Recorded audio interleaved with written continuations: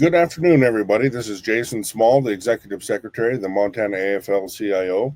And today we are bringing you a new segment of the Blue Collar News. So up for discussion today, and some of the folks that we've got showing up we'll be talking to is the United Food and Commercial Workers, UFCW Local 1889.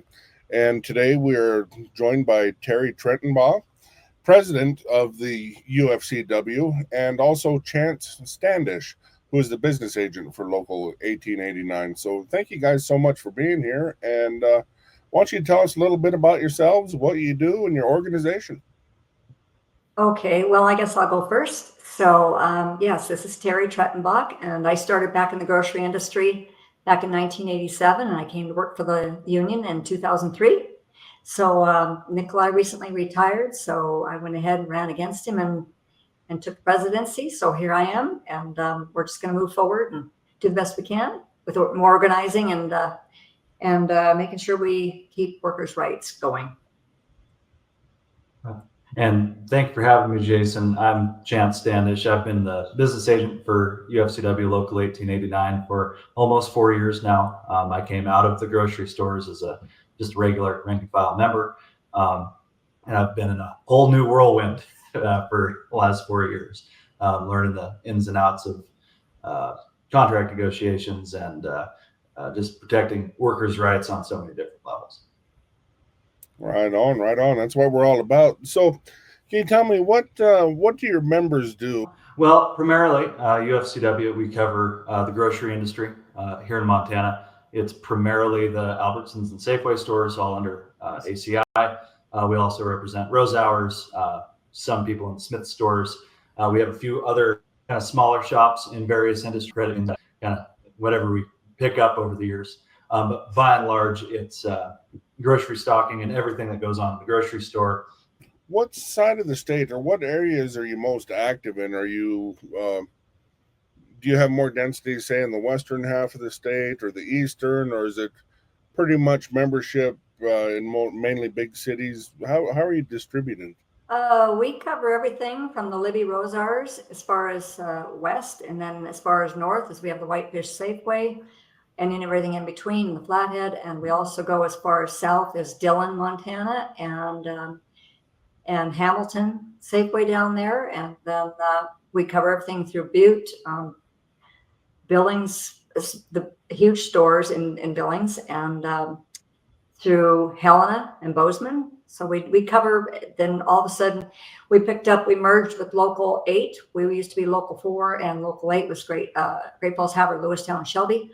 In 2022, we merged to make one local to be 1889.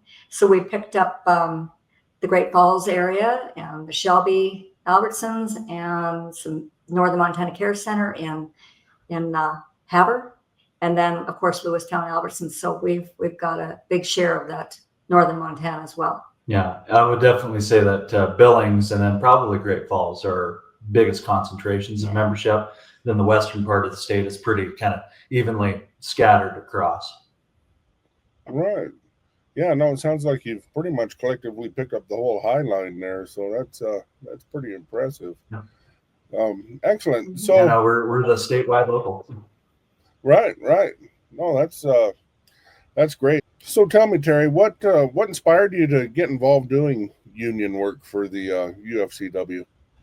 Well, I was working for Butcheries / and then went to Albertsons, and then I just had an issue with my department manager at the time, and I got called up in the office, and I had to call for representation.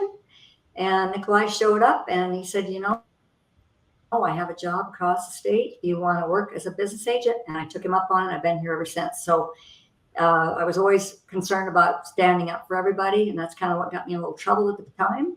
But then filed a grievance, and I eventually just left anyway. So worked out good. I've been doing it ever since. Good deal. How about you, Chance? Not totally dissimilar to Terrie. I had worked at the Safeway store in Butte, just off the highway uptown. I'd worked there for about 7 years. And in the previous contract cycle, for the 20 to 24 term of agreement, I had gotten really torqued off over some of the company's offers, and I went storming to the previous president, Nikolai, and told him, "Hey, how can I help?" Well, he kind of, said, "Okay, well, we're working on, hey, but I'll call you later." Well, then I didn't hear anything for like a week, so I went storming back to the office, and then he just offered me a job, and I thought, well, this would be perfect. Right on. Anger's a hell of a motivator. Works out good. Yes. So Yes. earlier this summer, you and your members bargained for a new collective bargaining agreement, at Albertson stores across the state. And what was your path there, and how did that go for you? Can you kind of give us a recap? We just finished up here in the last couple of months with a big deal with Safeway Albertsons for ends up being right about 1,500 members, which is our largest segment. We got them big wages coming in, substantial, about $2 across the board. We have retro pay going back to the end of the cycle back in, it ended April of 2024. The company really dragged this out. It had been a heck of a fight. We had a change of administration, and kind of through that and some assistance, we managed to get it done. The other big part of that, on top of wages, was making sure that our healthcare not only maintained but also got better. We got the funding that we needed, which was a big fight, and now we're just moving forward. There are some issues that came up this go around, particularly with staffing, that we'll be looking at in the future. But by and large, we got a pretty good deal for everybody working in the stores out here. And then just to add on that, for 2026, we've got more money in 2026 to those Journey folks as well. So that helped out. Oh, wonderful. What so as far as your members are concerned, or your membership, what are generally their largest concerns that they're trying to get you to negotiate for? Or what's the big ask generally? Well, the big ask, it's always money, money, money. That's what it is every cycle. People always need more money and wages. With cost of living, the way things have changed, just nationally with wealth inequality and gaps people are seeing just in their personal income, especially here in Montana with the price of housing just going through the roof. A lot of people were, really banging down the door for money this go around. Other than that, the biggest thing is right now staffing. It's been horrible across the state. The company has, meaning Safeway Albertsons, but other companies do this as well, have really limited the amount of labor that they are allowing in their stores. So they have plenty of money coming in, but they don't want to put that, money into labor for people in the stores on the ground. People are getting overworked. They're getting stressed out. And while we're hoping that we fixed some of it economically with just higher starting wages coming in with our new contract, it will be a big focus in our next cycle to get specific language to cover staffing and how coverage works in the stores. And so I was just starting to say about Bozeman and Missoula, those folks are really struggling there because, of course, there's no affordable housing. So they're having to, many people to a house just to get by, to live, and or trying to drive from long distances just to work in those two towns. It's getting pretty bad. So I actually have members that are just packing up, leaving Montana because they cannot afford to work here anymore. So we were all about having to get more money in these wages, and Albertson Safeway finally realized they have a problem too. So they did put some money in these contracts, which helped out a lot. But it's still not enough. And we keep saying that, still not enough. We just got to keep working to get more money. Right. And, you bring up Bozeman, of course, Bozeman, Big Sky, those high dollar resort communities. I mean, it's amazing they can keep any kind of workers there. As far as the cost of living goes, it's just absolutely staggering. So, how is technology changing the face of the industry for you guys? Is it causing some dramatic shifts? What are you seeing there? Well, the biggest thing that we see by far is automation within the industry. The most notorious of it being self-checkout lanes. The thing everyone seems to revile anymore, worker and shopper alike. It's been a huge push by every company in the grocery industry to stuff more and more self-checkout lanes. Some of them, like Walmart, are starting to figure out that it's actually a bad idea, because when you don't have actual people on your front end watching people go through the lanes, then you just get robbed blind and you end up losing more money than if you just paid people to work. But it's still a big push. Automation also comes in, things like electronic tags that are now being distributed. Kroger was the first to do that. Now Albertsons is starting to pilot those programs. Instead of having workers go and hang tags themselves, now they want to install electronic tags that are just updated from the corporate office, which gets into all sorts of issues like surge pricing and fair pricing, and how do you actually deal with pricing and charging issues. But it also eliminates a lot of work.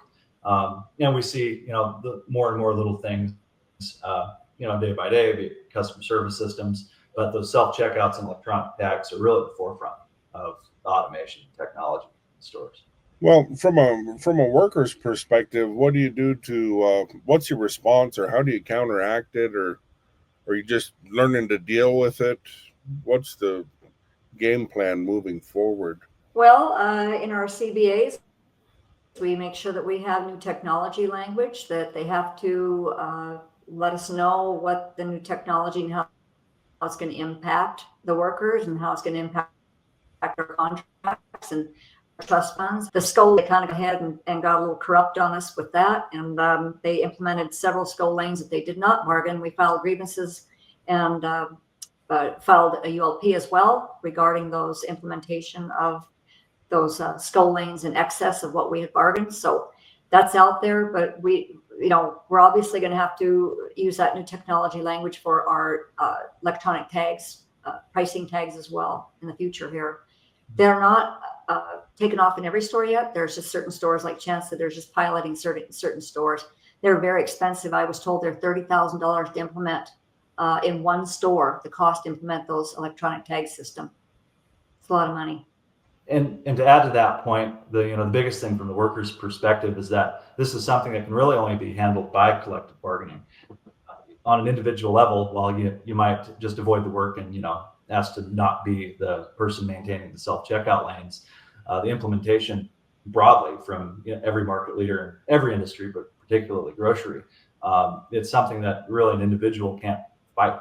It has to be done through broad level bargaining between union members in many stores. With so many mergers and consolidations happening, how is it within the state? How has this affected your workforce and your workers? Well, we haven't been impacted too badly yet, at least by recent events. We were relatively impacted by the Safeway Albertsons merger 6, 7, 8 years ago. But as it stands right now, we were mostly out of the way of a lot of the proposed Kroger and Albertsons merger. It still would have lightly affected us, but of course that thankfully did not go through. But it's something we're ever watchful for. We were signed on to that campaign, even though it wasn't something that was going to really nail us specifically, just because it was so bad for the industry and workers and consumers across the country. And we have no doubt that particularly Albertsons, they're going to try again. Merge with somebody at some point. That's their whole focus. Since they went public, they want to sell off and merge, and Cerberus Capital can maybe get out of their investment.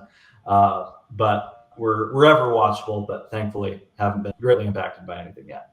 What kind of workforce shortage are you? Everybody's constantly struggling to meet demands, to have enough employees to maintain their staff and basically to keep things working fluidly.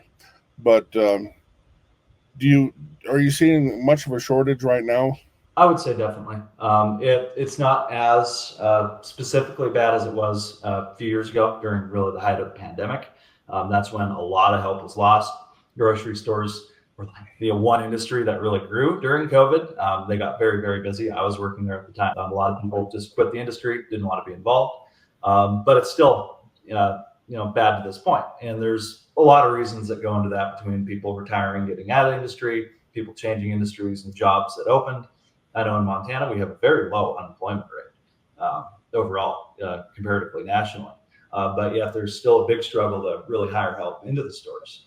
A lot of that is the wages that these companies are willing to offer.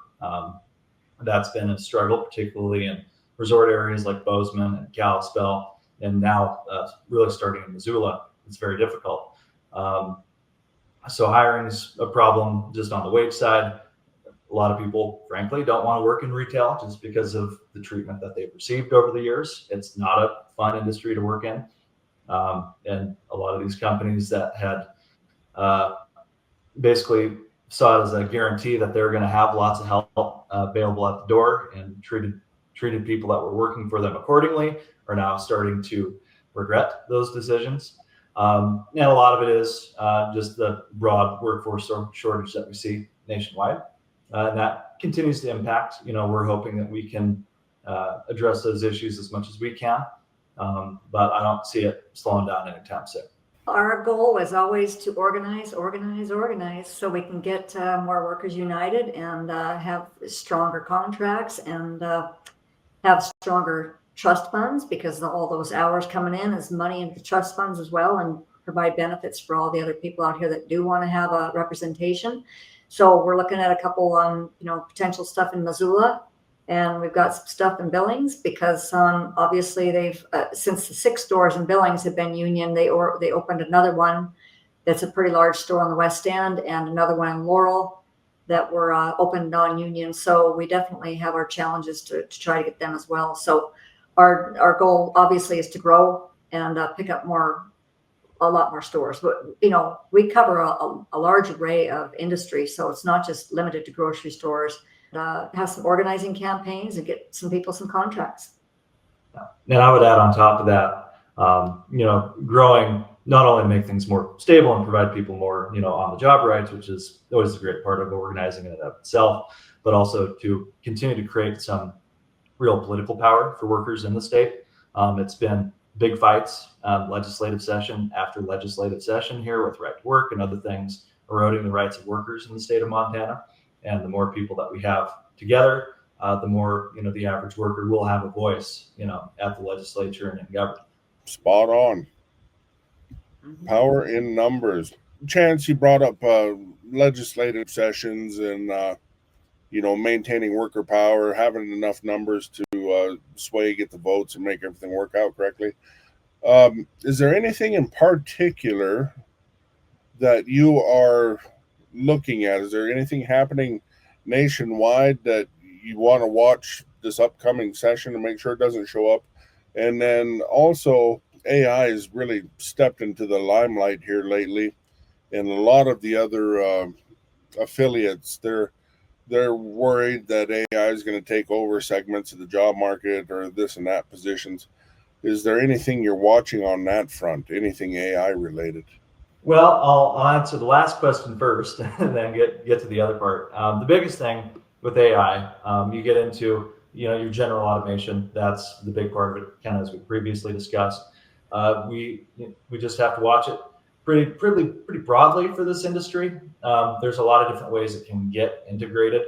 Some of that's customer service. Some of that's, actual point of sale. Some of it can be even the grocery shopping experience itself, which some of it has not been as successful as companies have tried to present it. But like Amazon, they have their automated grocery stores that they've had for a few years now. And one of the big things that they, advertise that it's having is this totally automated experience. You walk in, there's cameras on the shopping carts, you put in your groceries, and it automatically adds it to your cart. Well, it turns out a lot of that wasn't even AI. It was these cameras routed to an Indian call center of a few thousand people, and they were just watching what was going into the carts and then manually adding it to your cart. Bogus. A lot of grocery at the end of the day is a physical job. So there's only so much you can really do with AI in grocery, but broad level, from customer service, office jobs, kind of the bread and butter of what a lot of people do, there's major threats. And that comes down to political action. In terms of political action on the ground, things we're looking at in Montana, AI is up there. We're also looking at right to work. That's the big fight that we always have out here. It would just totally gut the Montana job market. Right on. Is there anything we're missing? Anything that you guys wanted to bring up like right away, or Labor Day picnics? Let's go. Right. Yeah, we better put a plug in for that too. Obviously, towards the end of this next week, we'll be having Labor Day picnics all over the place. everybody needs to figure out where the closest one is, get down to it, and show your support. And it's a great way to unite, great way to catch up with some old friends, and it's a great way to get a free meal too. So it's all good. With that being said, this is Jason Small. We'll be signing off with the Blue Collar News, and thank you everybody for listening. Have a great day.